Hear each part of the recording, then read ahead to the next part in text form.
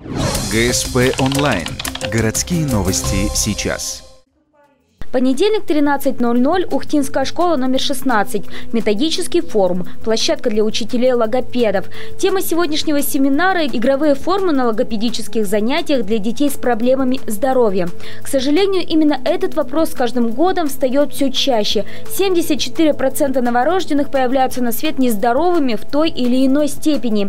Естественно, чтобы потом обучаться в школе было проще, педагоги используют разнообразные методы и формы, например, игру.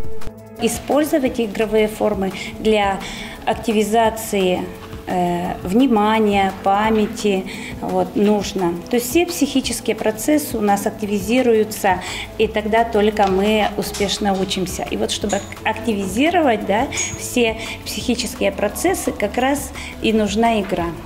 Конечно, это не обычные игры, а развивающие, например, мелкую моторику рук. Уровень ее развития напрямую влияет на речь. Именно поэтому в 16-й школе в кабинете логопеда стоит сенсорное панно. Его сделала учитель Дарья Дегтярева совместно с родителями детей. Ребята в начале каждого занятия выполняют задания и таким образом включаются в процесс. Правда, педагоги напоминают, все же увлекаться играми не стоит. 7 минут более чем достаточно для того, чтобы дети настроились на занятия с логопедом.